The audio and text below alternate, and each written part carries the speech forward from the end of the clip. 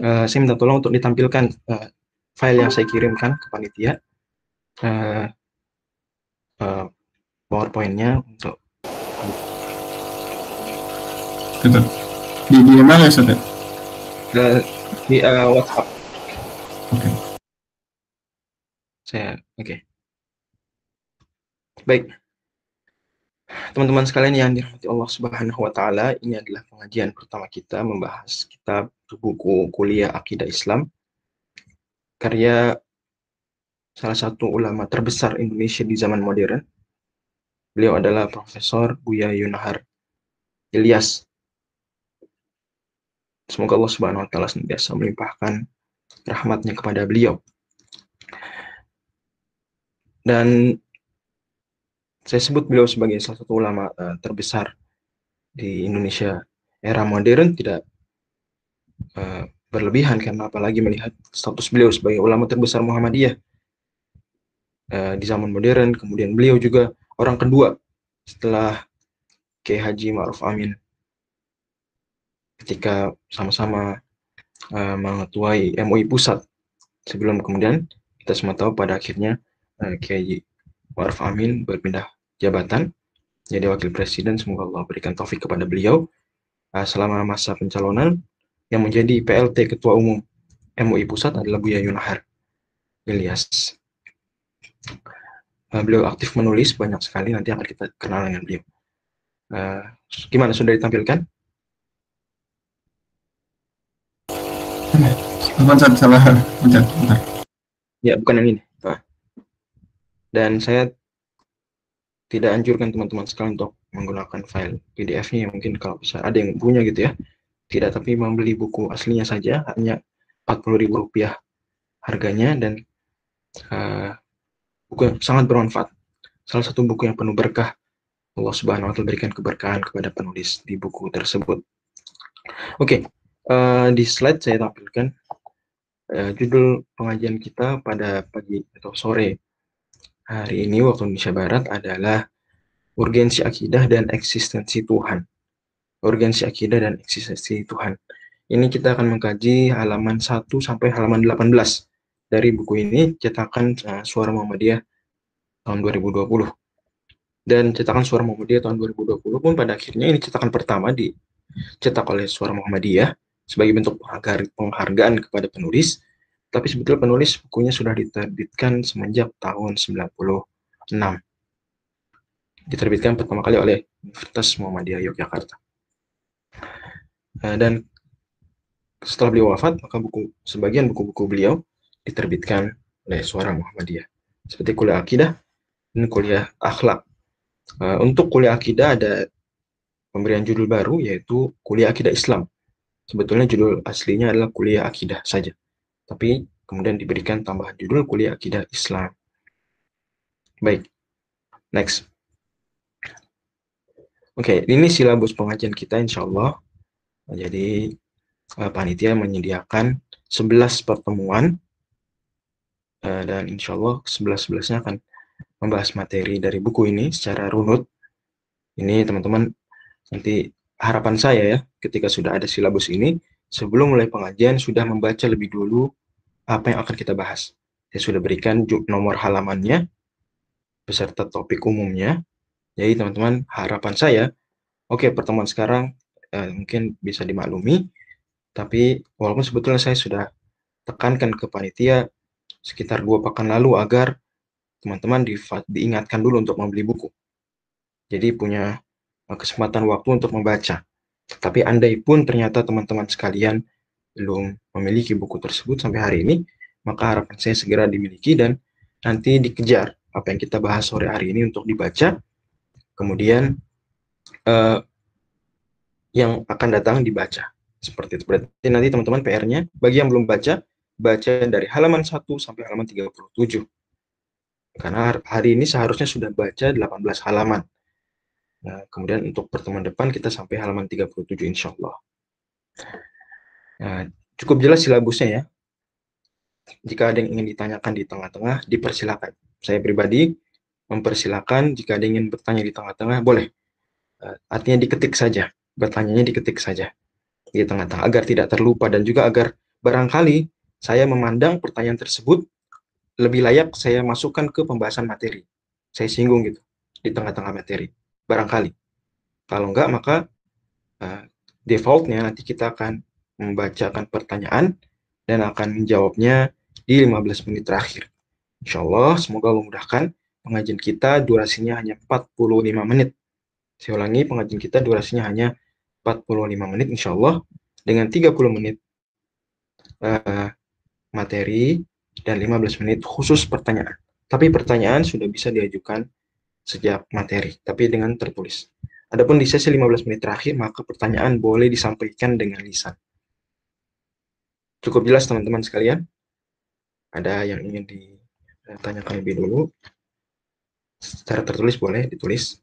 Kalau tidak ada, maka saya langsung masuk. Baik. Dan harapan saya teman-teman tidak putus mengikuti pengajian ketika skip beberapa pertemuan. Misalnya ikut pertemuan 1 tapi tidak ikut pertemuan 2. Maka tenang saja, tetap saya sangat tekankan untuk ikut pertemuan ke-3 dan seterusnya. Artinya tidak masuk dalam 1, 2, atau 3 pertemuan, jangan menjadi penyebab kita stop, tidak istiqomah. Begitu juga bagi yang belum tahu atau terlambat bergabung. Pertemuan 1 skip, baru gabung di pertemuan kedua. Maka jangan putus asa, gabung aja di pertemuan kedua. Atau bahkan andai baru tahu atau baru bergabung di pertemuan ke-8 atau bahkan mau pertemuan ke-11 gitu ya, maka tidak mengapa. Jadi tetap teman-teman sekalian ingatkan teman-teman yang lain dan jadikan setiap pengajian itu pengajian yang terpisah, walaupun sebetulnya satu rangkaian. Juga nanti panitia saya mungkin kalau bisa disesuaikan posternya dengan judul-judul ini, walaupun ya betul kita kajian runut, nanti disampaikan ini pertemuan keberapa, tapi setiap pengajian sebetulnya topik yang terpisah. Jadi tetap bisa dinikmati gabung di pertemuan manapun. Terlebih panitia insya Allah menyediakan rekaman ya. Betul begitu ya, saudara. Benar. Jawabnya mungkin teman-teman jawabnya pakai ini aja ya, tulisan saja, karena barangkali mungkin ada noise di tempat teman-teman atau lain sebagainya. Terima kasih banyak pada FUSI FTUI 2021 yang semoga sesuai dengan tagline-nya memberikan warna bagi Fakultas Teknik Universitas Indonesia. Oke. Next. Buku ini ditulis oleh Prof. Buya Yunhar, tadi sudah saya sebut, salah satu ulama terbesar Indonesia di era modern, dan beliau dari kalangan Muhammadiyah. Awalnya buku ini, ya bukan awalnya, artinya sejak awal, itu Buya Yunhar memaksudkan buku ini untuk dua kalangan. Lebih khusus untuk mahasiswa-mahasiswa beliau, yaitu di UMY, Universitas Muhammadiyah Yogyakarta. Tapi beliau juga di awal buku menyebutkan ini juga untuk mahasiswa-mahasiswa perguruan tinggi manapun. Bahkan menariknya beliau tidak sebut perguruan tinggi Islam. Artinya tetap buku ini sangat relevan bahkan untuk Universitas Indonesia. Jadi teman-teman bisalah menyebut bahwa pengajian kita ini selama 11 pertemuan adalah MPKT atau MPK Akidah gitu. MPK Akidah. Bolehlah sebut seperti itu walaupun mungkin SKS-nya 0. Ya saya nggak bisa, meskipun saya kasih nilai A atau A+ atau apapun, ya mungkin nggak keluar di siap NG, tapi ya teman-teman niatkan lillahi ta'ala. Karena ini akan melengkapi MPK agama, insya Allah. Insya Allah. Penulis ulama, ya saya bilang ulama terbesar, atau salah satu ulama terbesar Indonesia era modern.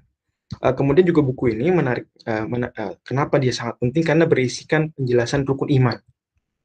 Dan rukun iman ini adalah salah satu bahasan terpenting dalam agama Islam. Begitu. Dia hal yang sangat fundamental, dan biasanya kita lebih perhatian pada rukun Islam. Ya, kita tahu detail sholat, kita tahu detail puasa, gitu ya, terutama rukun Islam yang sering dijalankan. Tapi rukun Islam yang pertama dan rukun iman yang jumlahnya 6 itu kita sering unaware atau malah belum pernah tamat mempelajari secara runut, kecuali mungkin di bangku sekolah itu di pelajaran agama Islam. Itu pun kalau teman-teman betul-betul mengambil manfaat besar, dan memang manfaatnya besar juga kalau bagi yang serius. Kemudian juga sajiannya sederhana, tidak terlalu ringkas, beliau sebut demikian, dan tidak terlalu luas. Bagi yang ingin lebih luas lagi, maka saya sediakan di sesi pertanyaan, nanti saya akan jawab lebih luas insya Allah. Dan juga ada daftar bacaan di buku, nanti di akhir ada list bacaan yang ingin tahu lebih lengkap. Demikian. Bukunya memang tipis, 205 halaman totalnya, yang materi hanya 194 halaman. Next. Oke, sekilas profil penulis sudah saya sebutkan tadi, tidak perlu saya detailkan. Intinya beliau wafat tahun 2020 di 2 Januari. Tapi ini pra-COVID ya. Beliau pra-COVID, BC, before COVID. Jadi bukan karena COVID, tapi memang saat itu dunia sudah mulai ada COVID, di akhir 2019, tapi beliau bukan karena itu. 2 Januari, saya ingat sekali waktu itu baru tiba di Mekah, dapat kabar, baru tiba dari Jeddah ke Mekah, tiba di Mekah, tiba-tiba dapat kabar beliau meninggal. Semoga Allah merahmati beliau. Saya sendiri beberapa kali bertemu langsung dengan penulis, termasuk ketika penulis pertama kali ke UI. Jadi penulis ke UI sudah pernah mengisi di UI sekali, pertama dan sekali-kali, satu-satunya, yaitu di tahun 2019. Tahun 2000, no, 2018, tahun 2018. Tahun 2018. Oke, next. Waktu itu di FH. Oke, akidah. Dan saya waktu itu ikut ya. Dan saya juga ketemu beliau di kantor beliau. Dan banyak kesempatan. Akidah secara bahasa itu dari kata akodah. Akodah. Teman-teman tahu. Di bahasa Indonesia diambil ikatan. Ikatan itu dari kata iqd. Iqd itu ikatan. Dari bahasa Arab juga. Ain qaf dal. Orang Indonesia ngambil jadi ikat. Mengikat. Aslinya mengiqd. Gadit juga akad nikah misalnya, atau akad perjanjian jual beli, akad mengikat. Oke. Jadi akodah artinya ikatan, dan kemudian ya ini akar katanya. Maka kata-kata lain, kosakata lain dalam bahasa Arab yang mengandung huruf ain, qaf dan dal itu akan memiliki makna yang mirip atau punya hubungan, seperti perjanjian tadi, seperti keyakinan. Apa kira-kira hubungan antara keyakinan dan ikatan apa? Ini sama-sama kokoh. Sama-sama kokoh. Akidah, keyakinan, dari kata ikatan, sama-sama kokoh. Perjanjian-perjanjian lain juga seperti itu. Adapun secara istilah, maka beliau bawakan dua definisi. Mungkin definisi yang saya bawakan ini yang ringkasnya, yaitu al-umur lati yajibu an yusaddiqa biha qalbuk. Beberapa perkara yang wajib diyakini kebenarannya oleh hati. Ini akidah secara istilah. Apa tadi akidah? Al-umur allati yajibu an yusaddiqa biha qalbuk. Perkara-perkara yang wajib dibenarkan oleh, diyakini kebenarannya oleh hati. Next. Kemudian keyakinan itu sendiri terlepas dari keimanan, terlepas dari unsur akidah Islam, keyakinan secara umum, ya, keyakinan kita terhadap apapun itu terbagi jadi 4 levelnya. Ya, itu yang penulis bawakan. Mungkin di buku lain pembagiannya 5, tapi pembagiannya lebih dari ini, atau berbeda sedikit. Tapi ini yang beliau bawakan, yaitu ilmu. Ini paling tinggi. Kemudian ghalabatul dzan, ilmu ini levelnya 100% ilmu. Ghalabatul dzan itu levelnya kira-kira kalau diberi gambaran, dia antara 75% sampai atau 76% sampai 99. 76 sampai 99. Dzan, tadi ghalabatul dzan, dugaan kuat. Adapun dzan dugaan, tapi tidak sampai kuat, tapi dia dominan. Yaitu kira-kira dari 51% sampai 75%. Kemudian ada syak. Syak ini 50% tepat. Nah, sebetulnya di bawahnya 2 ada level lagi, tapi tidak disebut sebagai level keyakinan, karena itu justru kebalikan dari keyakinan. Jadi beliau mengatakan bahwa yang paling minim itu syak, 50%. Di bawah itu berarti Anda nggak yakin. Di bawah itu berarti Anda nggak yakin. 50 saja itu bukan keyakinan, itu keraguan. Ya, 50-50. Ragu. Jadi kita harus terus naik. Ya, dzan itu sudah lumayan, tapi akidah itu harus sampai level yang sangat tinggi. Terus kita tingkatkan. Next. Kemudian ada juga beberapa terminologi lain yang mirip akidah. Jadi, kita bahas akidah, tapi sebetulnya atau ilmu akidah. Tapi ada juga pembahasan atau istilah lain, pembahasan lain untuk akidah, yaitu apa? Ada 5 setidaknya beliau sebutkan. Buku lain mungkin menyebutkan lebih. Iman, yang pertama iman, maka kita jumpai beberapa buku akidah judulnya Kitabul Iman. Seperti Kitabul Iman karya Ibnu Mandah. Atau kata Al-Hafidz Ibnu Rajab. Ya, Imam Ibnu Mandah dan Al-Hafidz Ibnu Rajab punya buku Kitabul Iman. Ya, ini tentang akidah, tapi judulnya Kitabul Iman. Ada juga yang judul membuat istilahnya bukan akidah, tapi tauhid.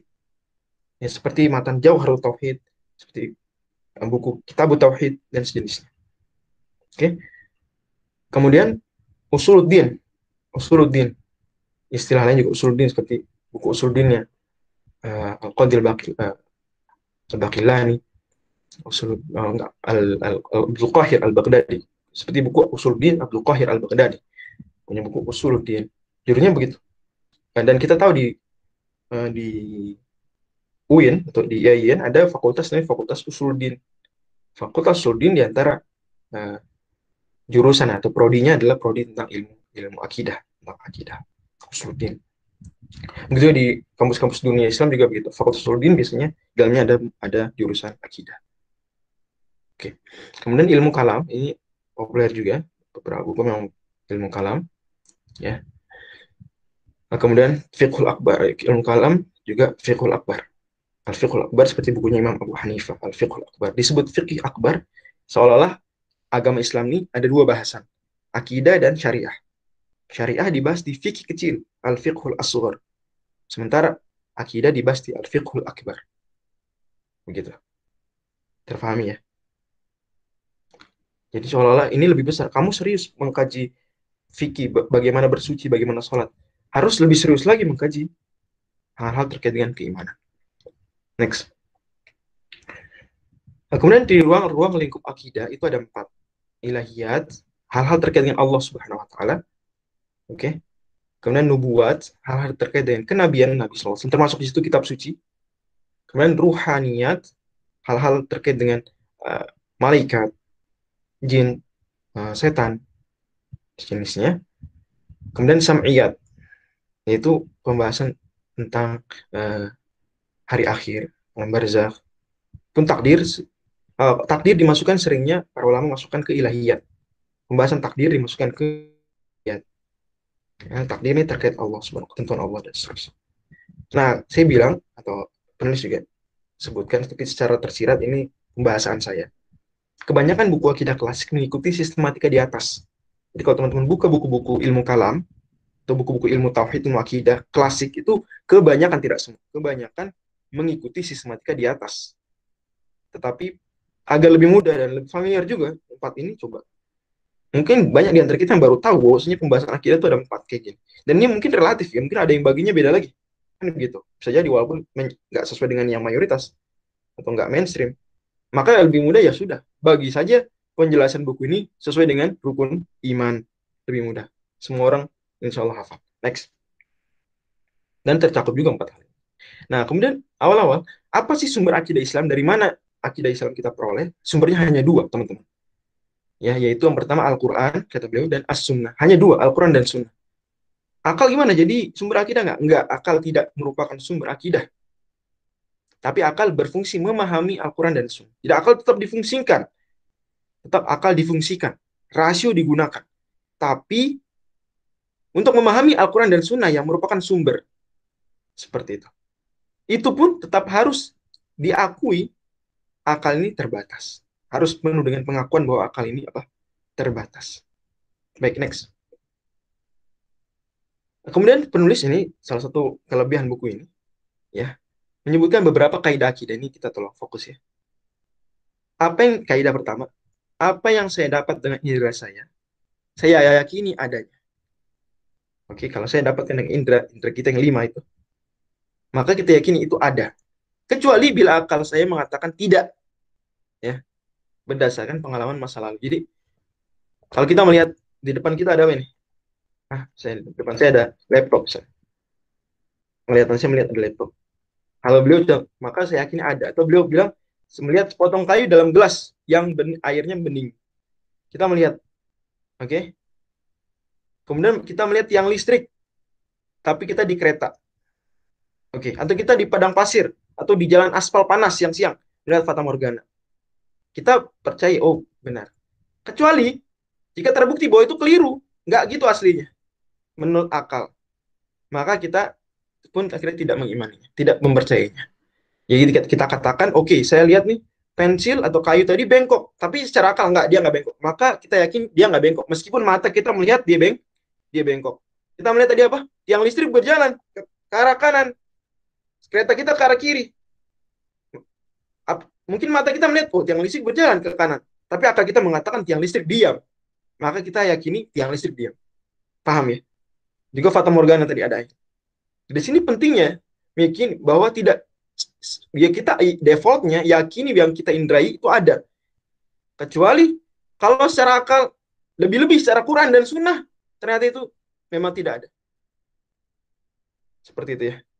Oke, dan ini konsep penting karena seringkali kita tertipu hal-hal yang di hadapan mata. Padahal Al-Quran sudah bilang itu tidak berguna, itu akan sirna. Tapi kita ya tertipu dengan yang ada. Lupa bahwa ada yang lebih penting dan lebih akurat daripada indera kita. Next.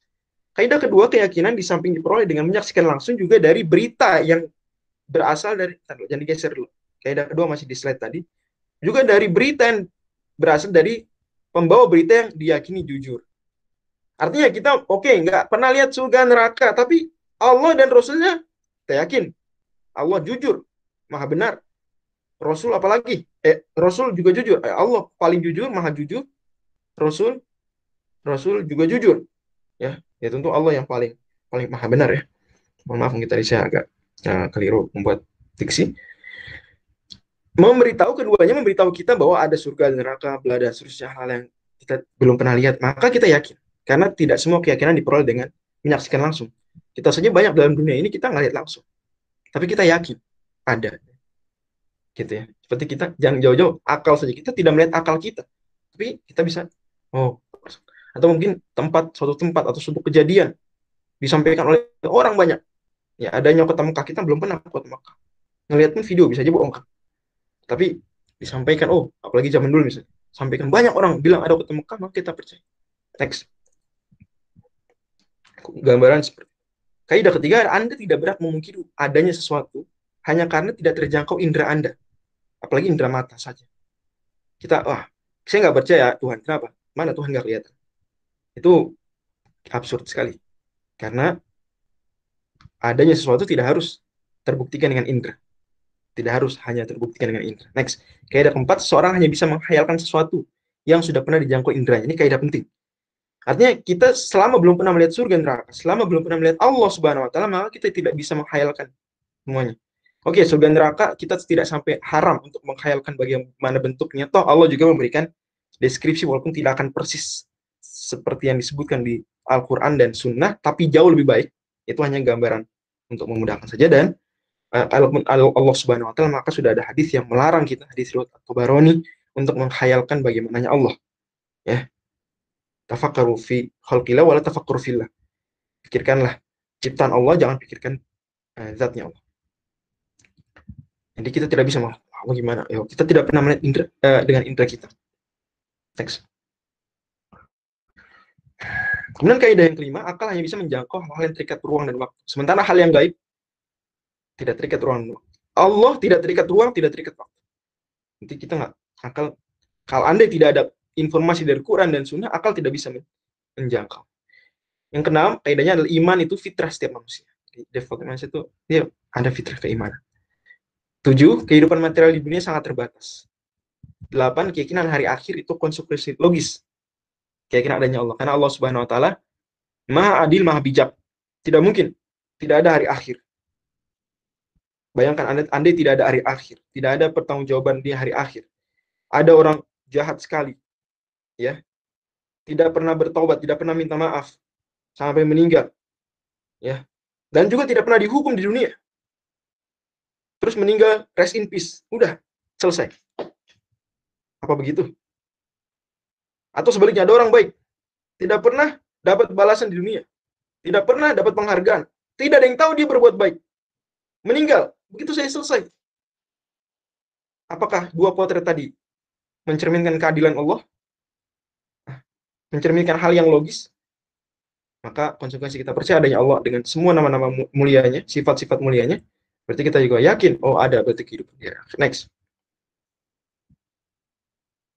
Kemudian fungsi akidah buat apa sih? Simpelnya, sebetulnya ada buku-buku lain yang membahas berpoin-poin, tapi penulis hanya bawakan beberapa paragraf yang itu sebetulnya satu poin. Apa?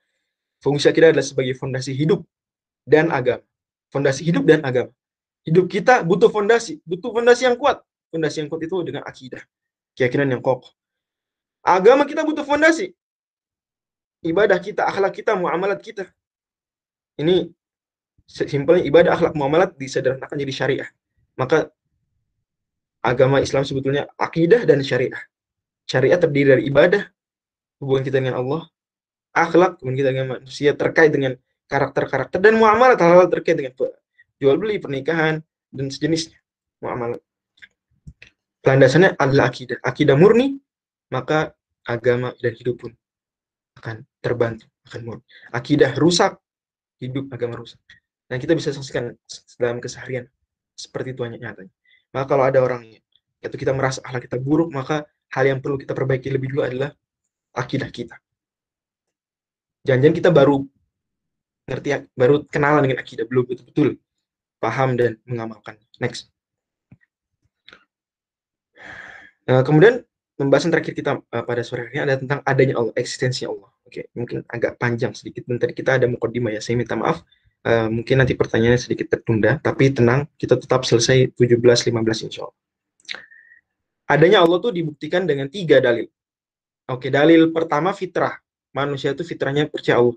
Orang seateis-ateisnya, itu kalau dia jatuh dari gedung tinggi, dia selama jatuh tuh dia hatinya akan apa? Mengharapkan sesuatu yang maha kuat menolong dia. Itu sudah nggak bisa lagi dipungkiri. Allah Subhanahu wa ta'ala firmankan juga itu di surat Al-Ankabut dan juga di surat Luqman. Idza rakibu fil fulki da'allahu mukhlishina lahuddin. Kalau mereka ada di tengah laut, mereka akan murni ikhlas doa pada Allah. Itu orang pasti seperti itu. Itu sudah fitrah manusia. Bahkan andai manusia tidak ada yang mempengaruhi dia dari kecil lahir, tumbuh besar, ya, maka dia akan meyakini adanya Allah Subhanahu wa ta'ala. Kemudian dalil nakli yang ketiga, kita ke dalil ketiga dulu. Dalil nakli ini Quran dan Sunnah. Clear lah. Banyak sekali. Oke, jelas. Sekarang kita fokus di dalil akal. Poin kedua. Dan dalil akal ini agar lebih mudah dijabarkan dalam 4 konun. 4 apa? 4 konun, 4 aturan. 4 rumus. Rumus yang pertama disebut konunul illah. Ini pembahasannya biasanya detail seperti di buku-buku akidah yang banyak mengupas sisi-sisi akal, ya, sisi-sisi aklinya. Banyak buku akidah genrenya begitu, dia sangat detail membahas hal-hal terkait dengan akal. Ya, dalil aklinya kuat. Ada juga genre buku akidah yang dia lebih banyak dalilnya daripada dalil naklinya, Quran Sunnahnya, perkataan para ulama, tapi menggunakan resonya kurang. Nah, insya Allah buku ini memadukan keduanya.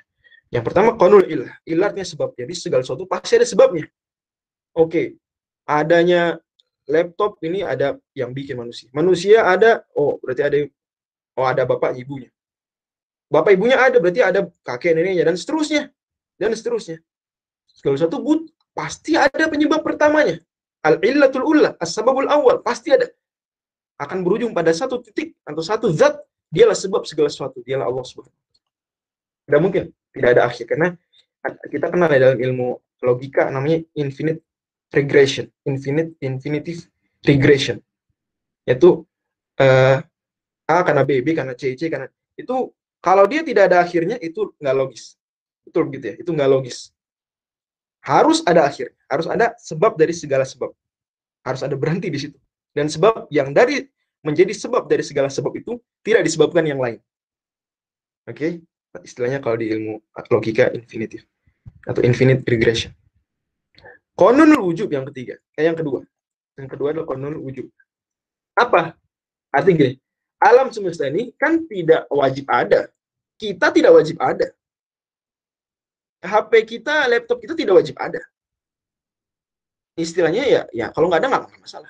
Tapi akan ada, harus ada sesuatu yang dia harus ada. Dan karena adanya dia ini, maka hal-hal lain yang tidak wajib ada jadi ada. Saya ulang lagi ya. Jadi apa yang kita di alam semesta ini, makhluk semuanya itu tidak wajib ada. Tapi ketika ada, maka berarti ada sesuatu lain yang dia wajib ada, supaya yang tidak wajib ada ini jadi ada. Istilahnya dalam ilmu logika, the mass existence. The mass existence. Ini juga istilah Aristoteles. Ya, wajibul wujud. Kita nggak wajib ada, tapi Ketika kita ada, berarti ada yang wajib ada karena kita ada. Ada yang wajib ada untuk membuat kita ada. Padahal kita nggak wajib ada. Itu istilah wajib wujud. Allah Subhanahu wa taala itulah. Oke, the mass existence. Yang ketiga, qanunul hudus. Hudus artinya baru. Baru ada setelah sebelumnya nggak ada. Hudus baru ada setelah sebelumnya nggak ada. Alam semesta ini, makhluk-makhluk hadis, baru ada sebelumnya nggak ada.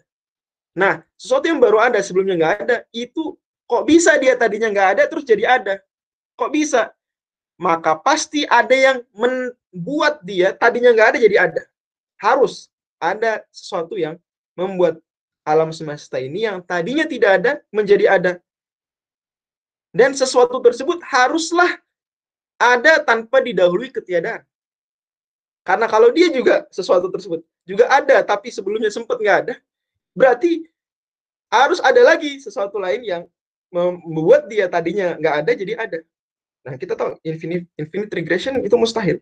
Maka sesuatu itu yang ada selalu tanpa didahului ketiadaan itulah Allah Subhanahu wa taala.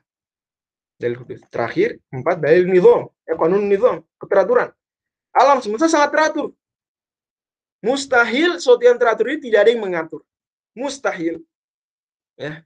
Maka dengan demikian pasti ada yang mengatur, itulah Allah Subhanahu wa taala. Oke, itu selesai pembahasan kita. Setelahnya adalah slide penutup. Bisa digeser slide ini, ya. Wallahu a'lam bishawab. Nasallallahu alaihi wasallam. Wassalamualaikum warahmatullahi wabarakatuh. Silakan diskusi. Waalaikumsalam warahmatullahi wabarakatuh. Ya, jazakallah khair Ustaz Fajri atas pemaparan materinya. Untuk teman-teman yang ingin bertanya bisa langsung nyalakan mic saja atau tulis di kolom chat.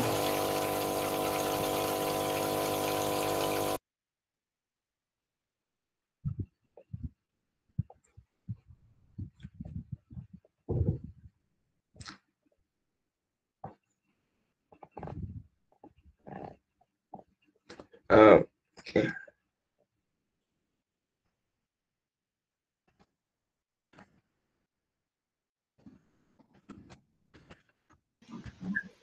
Assalamualaikum. Waalaikumsalam warahmatullahi wabarakatuh. Apa Ustaz izin bertanya? Ya, silakan. Bisa apa urgensi dari kita belajar akidah ini, Ustaz? Ya, itu aja Ustaz pertanyaannya. Cuman Ustaz. Oke, ini judul pengajian kita dan tadi sudah disinggung di pembahasan fungsi akidah. Nah, jadi akidah ini begitu penting. Oke, tadi penulis sebutkan satu, karena dia merupakan fondasi hidup dan fondasi agama. Hidup kita itu butuh sesuatu yang mendasari. Buat apa kita hidup? Oke, nah, kenapa kita ada? Untuk apa kita menjalani semua ini? Buat apa sih? Itu pertanyaan besar di benak setiap manusia. Kalau tidak ada bimbingan para nabi, kita akan terus mencari jawaban dari pertanyaan tersebut. Orang-orang ateis pun terus mencari pertanyaan tersebut, jawaban. Kasihan. Itu kebutuhan roh kita, kebutuhan jiwa kita, pertanyaan tadi. Untuk apa saya ada di dunia? Untuk apa sih semua struggle ini? Maka akidah itu menguatkan tersebut. Oke? Dan terbukti bahwa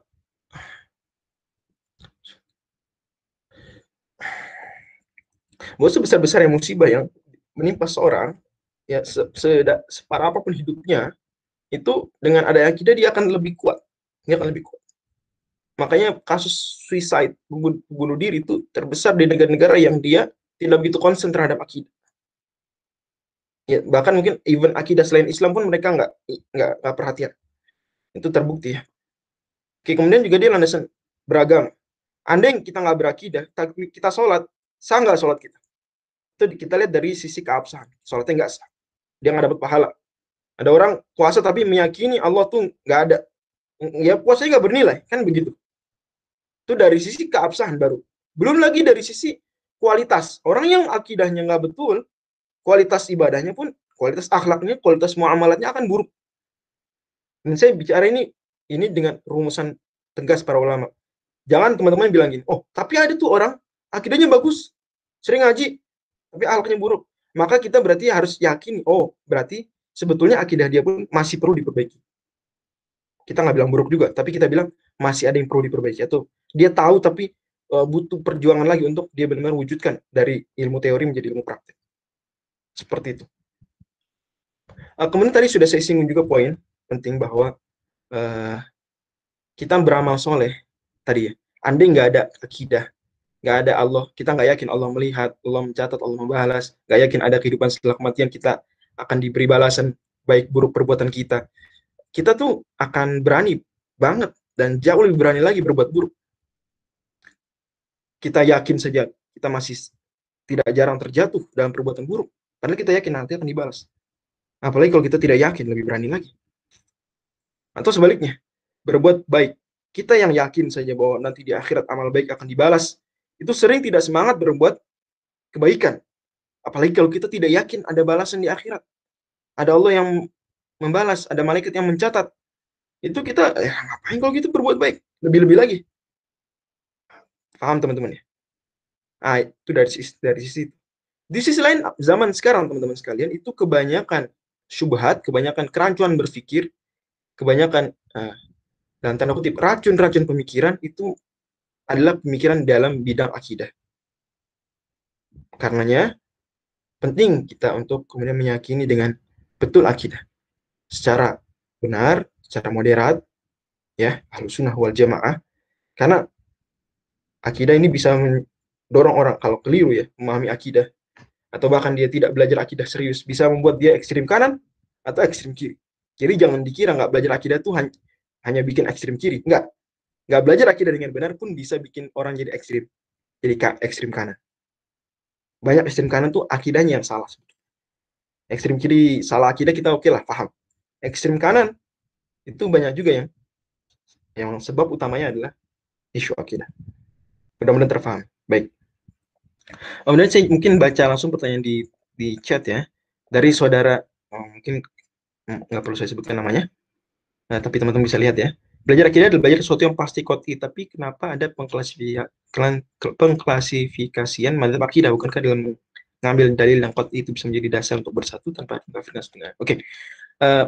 Madzhab akidah itu pada hal-hal yang tidak qot'i, dan akidah ini poin-poin besarnya qot'i. Rinciannya itu sebagiannya tidak qot'i.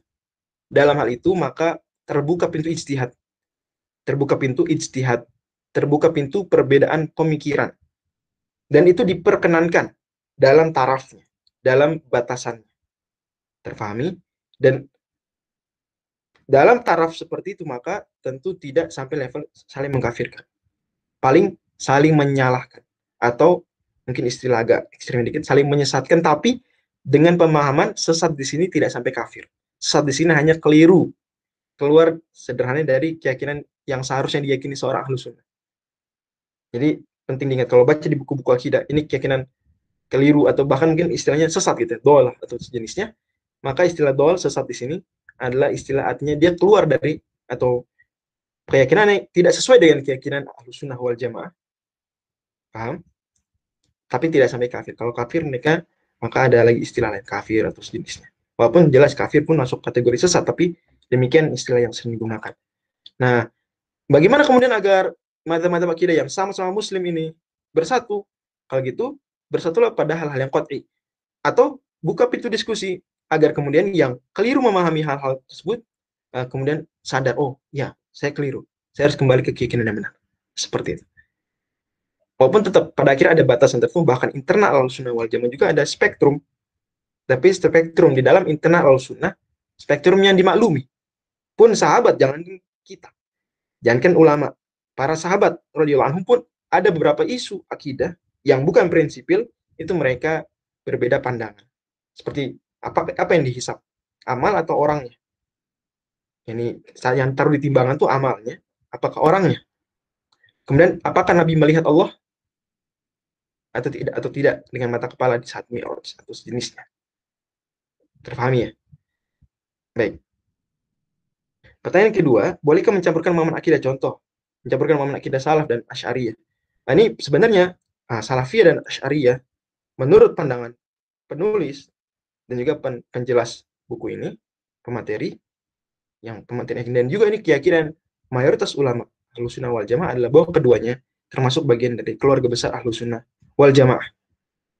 Walaupun antara keduanya ada, tentu di sana di salaf saya pahami salafiyah ya. Bukan salaf dalam artian sahabat tabi'in dan tabi'in, karena pada akhirnya Asy'ariyah pun begitu menghormati salaf dan meyakini bahwa keyakinan salaf itu benar. Walaupun dalam beberapa topik mereka kemudian mengambil pendapat minornya salaf. Yang mereka anggap pendapat minor salaf. Seperti itu. Nah, kalau mau mencampur, karena dia dua-duanya masih lingkup Ahlussunnah wal Jamaah, maka sebetulnya tidak mengeluarkan orang tersebut dari lingkup Ahlussunnah wal Jamaah. Dengan cara dia tidak mengikuti hawa nafsu. Dan itu hal yang terjadi sangat biasa.